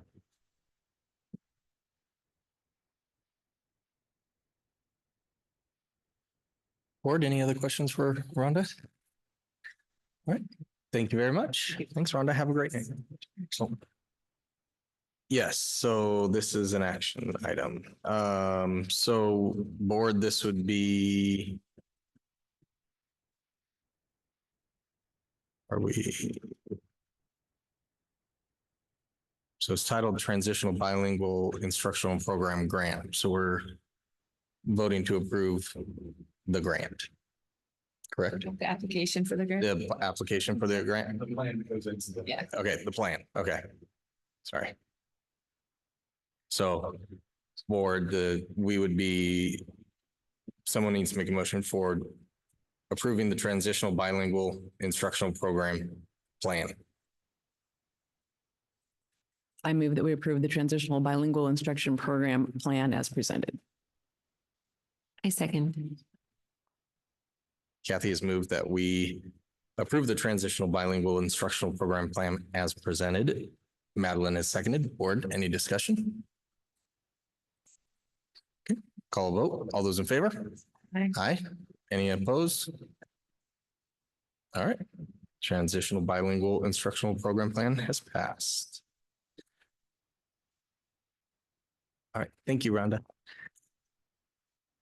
Next up is our financial update and Kim Snyder. So tonight I'm going to be going over August 2024 numbers, and that is our 12 months for the 23 and 24 school year in our last month. Just to remind everybody, these are preliminary numbers. I'm in the process of closing out the year. So these will change a little bit, not a lot, but they will change a little bit as we close out the year. The general fund is on target. We are at 99.58% of budgeted revenue and 95.03% budget expenditures, and the fund balance is sitting at 13.87%. For the month of August, the district spent $2.3 billion for certificated employee salaries for a total of $23.9 billion for the year. This is higher than July because we had 2 professional learning days that we did in August, and other paid hours for teachers to attend committee meetings to plan for the new year. We had $694,000 for classified employee salaries for a total of $8.3 million for the year. This is higher due to vacation and personal leave cash outs.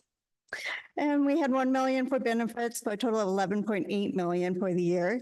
And that's pretty much right on track for each month. And then we had $743,000 for supplies for a total of $4 million for the year.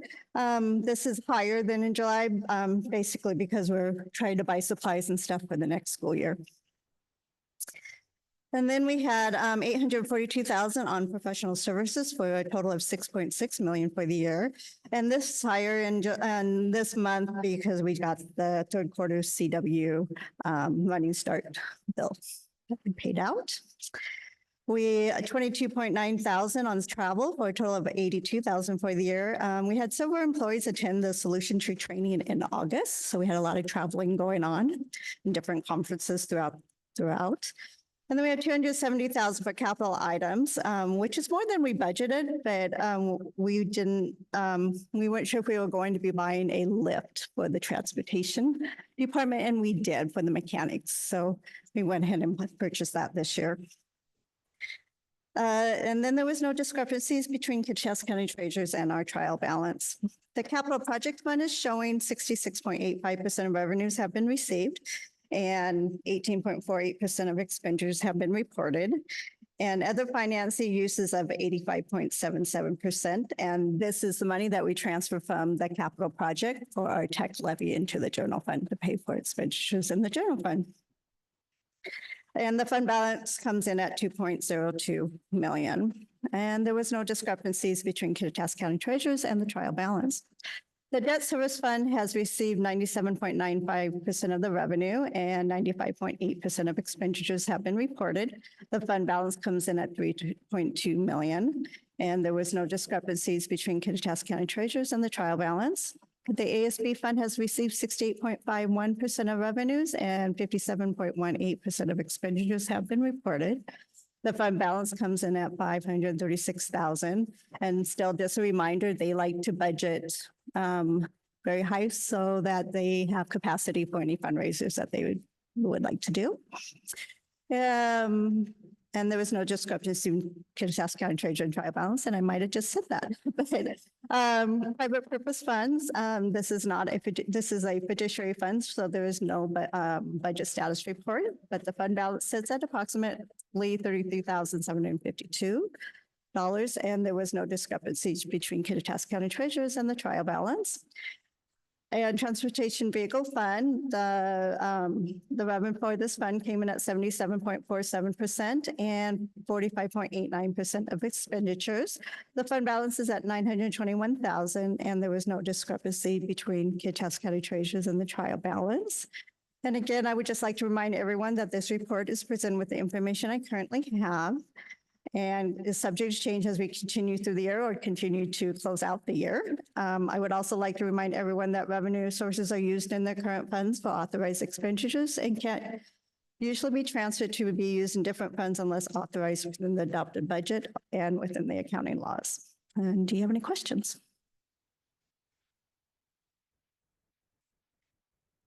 Okay, thank you. Thanks, Kim. I think the next one's yours again, enrollment report. Oh, let me try, sorry.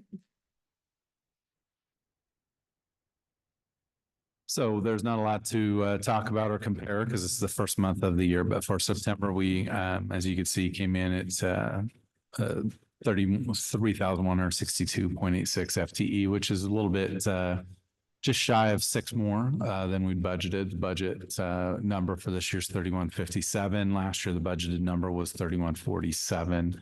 I just went through, of course, it's changed since count day, but all of our elementary schools on count day from the numbers that you're seeing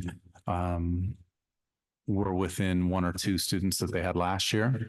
The middle school was 1 student less than last year, and the high school was 1 student less than last year on count day.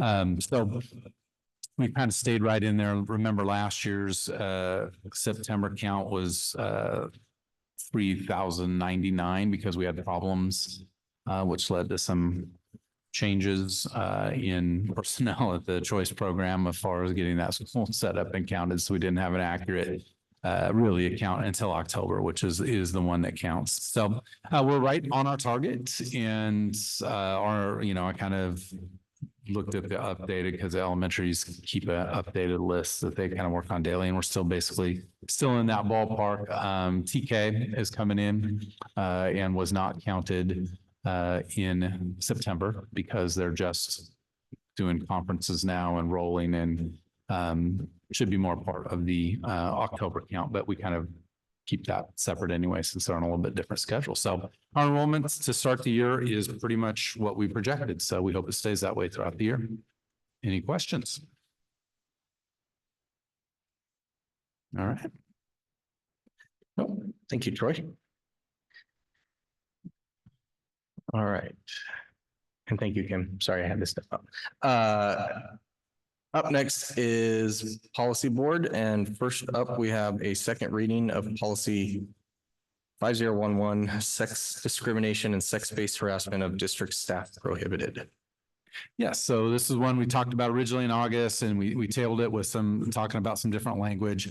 So it goes along with the Title IX policy update that we did for students last time. And so this, because this policy was not a revision, it's a revision, but it's pretty much a full rewrite of how they did it. So we had to do a first and second reading on it. And it does have the language that Cindy suggested in it that we added also to a sentence in the student version of this policy. So other than that, there's been no changes since our last meeting.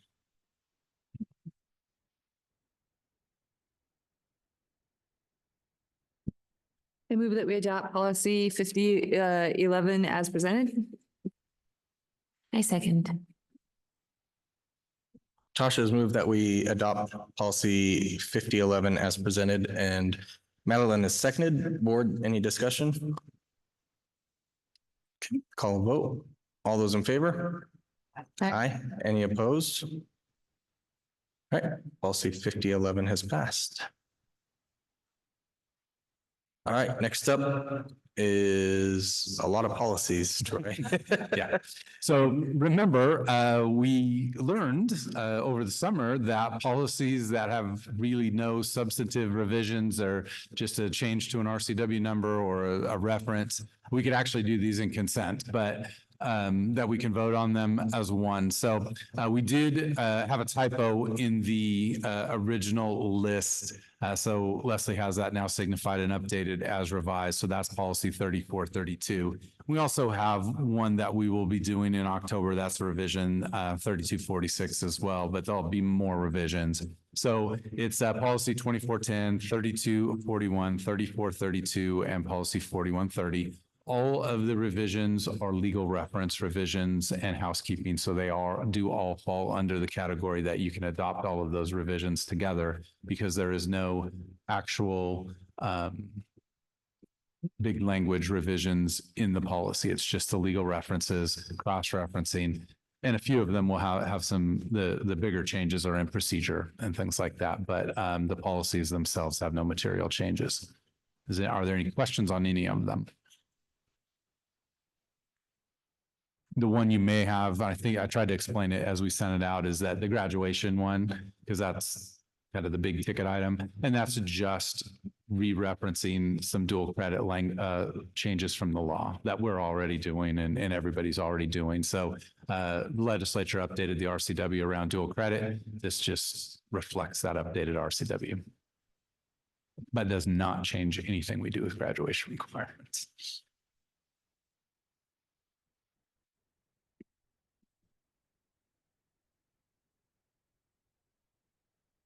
I move that we adopt policies 2410, 3241, 3432, and 4130 as presented. Second. Tasha has moved that we adopt policies 2410, 3241, 3432, and 4130 as presented.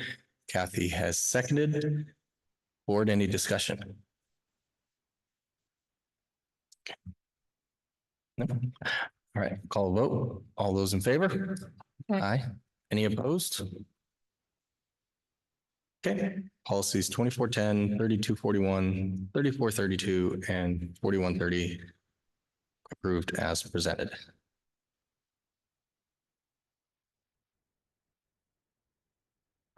All right, that takes us into board reports. Tasha, do you have a legislative report? Yes, the WASDA General Assembly convened last Friday. I attended virtually. This was a 2-day scheduled event. Shockingly and surprisingly, we got it all done in one day. A really good move from the president was at about 2 o'clock. She said, if we get done by 4, we can go home. And it really curtailed discussion. We all got a little bit more succinct with our words. I encourage everyone to go on to WASDA's website. It has a list of all of the priorities. I tried to pull out and put in a briefing document that's attached here, sort of the large themes that happened, and only trying to put the 2024 vote that happened or revisions. I got the date wrong. I skipped a day today, so ignore my date problem at the top. But you can see this all at WASDA's website in full transparency. The next step that they're asking us to do is that October 8th, they will compile all of the school board's top 10 priorities. And so linked is a document that they gave us, an Excel document. On the first tab, it will explain how we can work on this together and not be in violation of open public meeting laws. So you might want to review that. And then you can go through on your own and list your top 10 ledge priorities. And then I can send that off on October 8th to WASDA, and they'll compile them all.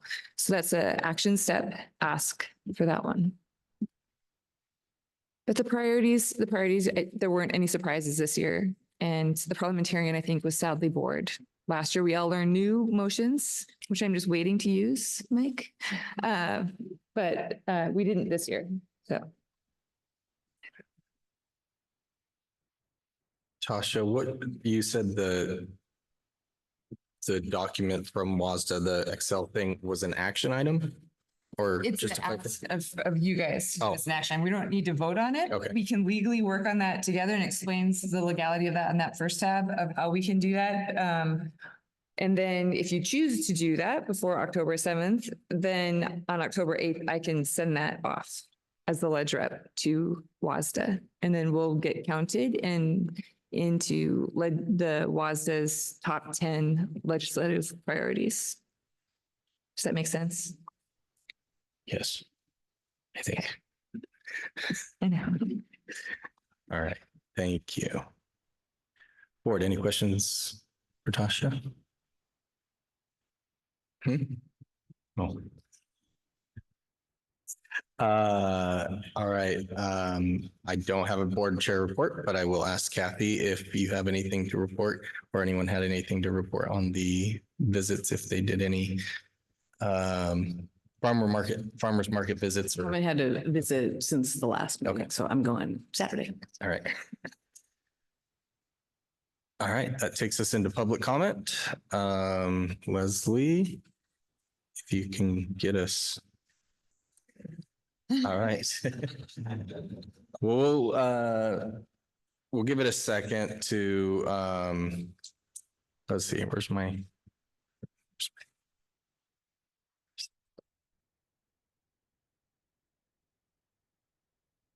All right, we don't have anybody, well, we have a guest, thank you. We don't have anybody signed up in person, so if anybody on Zoom would like to sign up, they need to add their names to the document in the Zoom chat box. If you're unable to do so, you may also be recognized by using the icon or emoji showing you are raising your hand for public comment. And we'll give it just a couple, like 30 seconds to see if anybody wants to comment.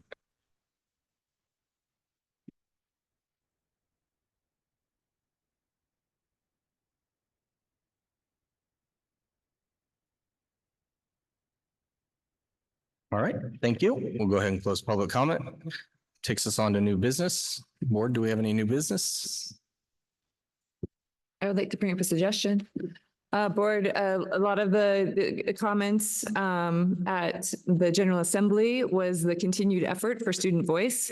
This board does have student voice representation with Mari Thorne. Thank you, with having one student board member here, and I believe we have a process for a second board member. And what some of the districts are talking about and what we're seeing from some of the advocacy efforts at the state level is for the consideration of a student advisory vote. And so that's a complicated conversation, a good conversation. So I would just encourage you to go to WASDA and look at that, what that would mean as a student advisory vote. And as we moved into WASDA conference, what you may hear and observe also for those boards who have taken that effort, and State Board of Education, those students do have a legislatively protected advisory vote, and WASDA is looking at, to the best of their abilities, putting a student advisor on every committee at the WASDA level. So it is a growing conversation, and one I think that we should be a part of.